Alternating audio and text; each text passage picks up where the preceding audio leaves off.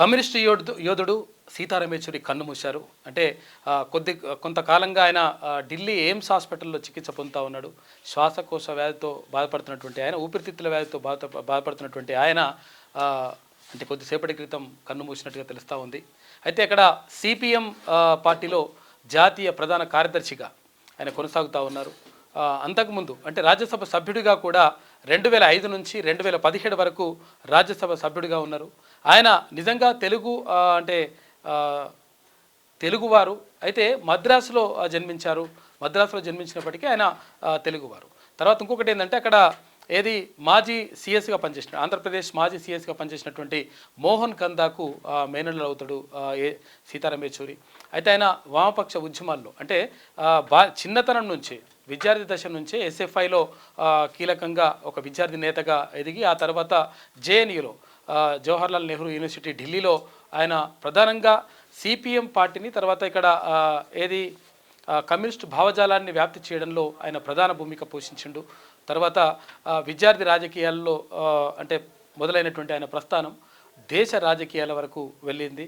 అయితే ఇక్కడ సిపిఎంకి అంటే ప్రధానంగా సిపిఎం పార్టీని దేశవ్యాప్తంగా విస్తరించడంలో కానీ తర్వాత ఇక్కడ యూపీఏ ప్రభుత్వం గతంలో యూపీఏ ప్రభుత్వం ఏర్పడ్డప్పుడు అక్కడ కాంగ్రెస్ పార్టీతో పాటు ఇతర పార్టీలన్నింటినీ కూడా ఏకం చేయడంలో ప్రధాన భూమిక పోషించిండు సీతారాం యేచూరి. అయితే సీతారాం యేచూరి అంటే మృతి పట్ల మొత్తం కూడా అంటే కమ్యూనిస్టు నాయకులందరూ కూడా తీవ్రమైనటువంటి దిగ్భ్రాంతి వ్యక్తం చేస్తూ ఉన్నారు. తర్వాత ఇక్కడ ఏపీ సీఎం చంద్రబాబుతో పాటు తెలంగాణ సీఎం ఇక్కడ రేవంత్ రెడ్డితో పాటు దేశవ్యాప్తంగా ఉన్నటువంటి జాతీయ నాయకులు ఆయన మృతి పట్ల విచారం వ్యక్తం చేస్తూ ఉన్నారు. ఒకసారి మనము ఆయన జీవితాన్ని చూసేటువంటి ప్రయత్నం చేద్దాం. సీతారాం యేచూరికి సంబంధించి వామపక్ష యోధుడు సీతారాం యేచూరి ఇక లేరు అని చెప్పేసి ఒక ప్రధాన కథనం కనిపిస్తూ ఉంది. ప్రముఖ రాజకీయవేత్త వామపక్ష యోధుడు సిపిఎం ప్రధాన కార్యదర్శి సీతారాం యేచూరి అంటే 72 సంవత్సరాలు ఉంటాడు. ఆయన కన్నుమూశారు. ఊపిరితిత్తుల్లో ఇన్ఫెక్షన్తో ఢిల్లీ ఎయిమ్స్లో కొద్ది వారాలుగా చికిత్స పొందిన ఆయన ఆరోగ్యం విషమించడంతో తుదిశ్వాస విడిచారు. ఆర్థికవేత్త, సామాజిక కార్యకర్త, కాలమిస్టుగా గుర్తింపు పొందిన యేచూరి 1992 నుంచి పార్టీ పోలిట్ బ్యూరో సభ్యుడిగా ఉన్నారు. 2005 నుంచి 2017 వరకు రాజ్యసభ సభ్యుడిగా కొనసాగారు. ఇక బాల్యమంతా కూడా హైదరాబాద్లోనే గడిచింది. సీతారాం యేచూరి మద్రాసులో అంటే ప్రస్తుతం ఉన్నటువంటి చెన్నైలో జన్మించిన తెలుగు కుటుంబంలో జన్మించారు.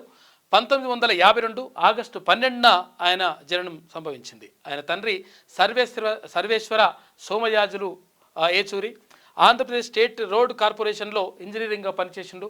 తర్వాత తల్లి కల్పకం యేచూరి ప్రభుత్వ అధికారి. ఇక ఆంధ్రప్రదేశ్ మాజీ సిఎస్ మోహన్ కందాకు అయిన సీతారాం యేచూరి మేనల్లుడు అవుతాడు. యేచూరి బాల్యం హైదరాబాద్లోనే గడిచింది.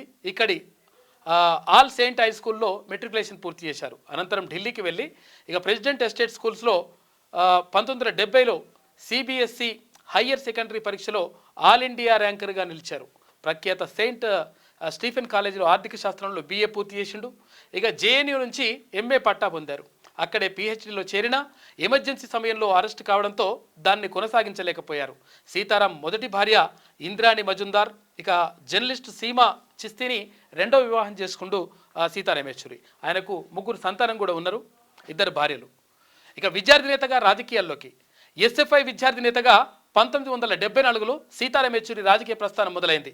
1975లో జేఎన్యూ విద్యార్థిగా ఉన్నప్పుడు సిపిఎంలో చేరారు. ఎమర్జెన్సీ సమయంలో అరెస్ట్ అయిన వారిలో ఆయన కూడా ఒకరు.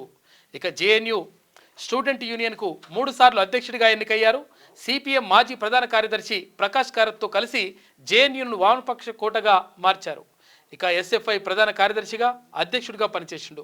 1974లో సిపిఎం కేంద్ర కమిటీలో చేరారు. 1992లో పార్టీ పోలిట్ బ్యూరో సభ్యుడిగా ఎన్నికయ్యారు. 2005లో పశ్చిమ బెంగాల్ నుంచి తొలిసారిగా రాజ్యసభకు ఎన్నికయ్యారు. 2015లో విశాఖపట్నంలో జరిగిన 21వ సిపిఎం మహాప్రసభల్లో పార్టీ 5వ ప్రధాన కార్యదర్శిగా ఏకగ్రీవంగా ఎన్నికయ్యారు. అప్పటి నుంచి ఆ పదవిలో ఆయన సీతారాం యేచూరి కొనసాగుతూ ఉన్నారు. ఇక ప్రజా సమస్యలపైన గలం విప్పుతూ వచ్చిండు. ఆయన జీవితం అంతా కూడా ప్రజా పోరాటాలతోనే గడిచింది. ప్రజా సమస్యలు ఇతర అంశాలపై గలం విప్పుతూ ఎగువ సభలో సీతారాం యేచూరి గుర్తింపు పొందారు. 1996లో యునైటెడ్ ఫ్రంట్ ప్రభుత్వం కోసం అంటే యూపీఏ ప్రభుత్వం కోసం కామన్ మిలియన్ ప్రోగ్రాం ముసాయిదాను రూపొందించడంలో మాజీ కేంద్ర మంత్రి పి చిదంబరంతో పాటు ఏచూరి కీలకంగా వ్యవహరించారు. 2004లో యూపీఏ సంకీర్ణ ప్రభుత్వం నిర్మాణంలోనూ ముఖ్య భూమిక పోషించారు సీతారాం ఏచూరి. ఇక రచయితగాను మంచి గుర్తింపు ఉంది. లెఫ్ట్ హ్యాండెడ్ డ్రైవ్ పేరిట ఓ ఆంగ్ల పత్రికకు కాలమ్స్ రాశారు. A caste and class in Indian politics today తో పాటు socialism in changing world, Modi government, new surge of communism versus secularism వంటి పుస్తకాలు ఆయన రచించిండు. అంటే ఇక్కడ సీతారాం ఏచూరి జీవితం మొత్తం కూడా అంటే ఆయన నిజంగా తెలుగువారు కావడం గొప్ప గర్వకారణంగా చెప్పుకోవచ్చు. సీతారాం ఏచూరి జీవితం మొత్తం కూడా ఇక్కడ అంటే వామపక్ష భావజాలంతోనే నడిచింది. ఆయన తండ్రి అక్కడ ప్రభుత్వ ఉద్యోగిగా తర్వాత ఇంజనీర్గా పనిచేసినప్పటికీ తర్వాత తల్లి అక్కడ ప్రభుత్వ అధికారిగా ఉన్నప్పటికీ మొత్తం మీద ఆయన వామపక్ష భావజాలంతో ముందుకెళ్తున్నటువంటి వ్యక్తి. తర్వాత దేశంలో అనేక సంస్కరణలకు సంబంధించి కానీ తర్వాత వామపక్ష ఉద్యమాలకు సంబంధించి కానీ తర్వాత వామపక్ష భావజాలం వ్యాప్తిలో సీతారాం ఏచూరి ప్రధాన భూమిక పోషించిండు. నిజంగా అంటే వామపక్షానికి సంబంధించి తర్వాత ఇక్కడ కమ్యూనిస్టు పార్టీలకు సంబంధించి సిపిఎంకి సంబంధించి ఒక గొప్ప యోధుని కోల్పోయినట్టుగా చెప్పుకోవచ్చు. మొత్తం మీద ఆయన మృతి పట్ల దేశవ్యాప్తంగా మొత్తం కూడా అంటే ఉన్నటువంటి ఎవరైతే ప్రధాని కానీ తర్వాత ఇక్కడ ఉన్నటువంటి మంత్రులు చాలామంది కూడా ఆయన మృతి పట్ల సంతాపం తెలియజేస్తూ ఉన్నారు.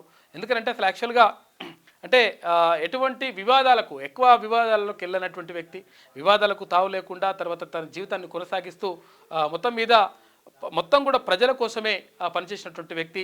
ఆయన తెలుగువారు కావడం తర్వాత మద్రాసులో పుట్టినప్పటికీ తెలుగువారు కావడం గొప్ప విషయంగా చెప్పుకోవచ్చు. ఇటు ఏపీ ముఖ్యమంత్రి చంద్రబాబుతో పాటు ఇక్కడ తెలంగాణ ముఖ్యమంత్రి రేవంత్ రెడ్డి కూడా ఆయన మృతి పట్ల సానుభూతి సంతాపం వ్యక్తం చేశారు. మొత్తం మీద ఒక కమ్యూనిస్ట్ యోధుని సిపిఎం పార్టీ కోల్పోయినట్టుగా చెప్పుకోవచ్చు. అందరికీ శనార్థులు. పెన్నుతో మీకు మంచి సోబతుందా? తెలంగాణ యాసలో ముచ్చట్లు రాయడం మీకు తెలుసా? మీలాంటోళ్ళనే ఎత్తుకుతుంది మా క్యూ న్యూస్. మాకు ఫోన్ చేయవలసిన నెంబర్ 8689926084. qnews@gmail.com కు మెయిల్ చేయండి.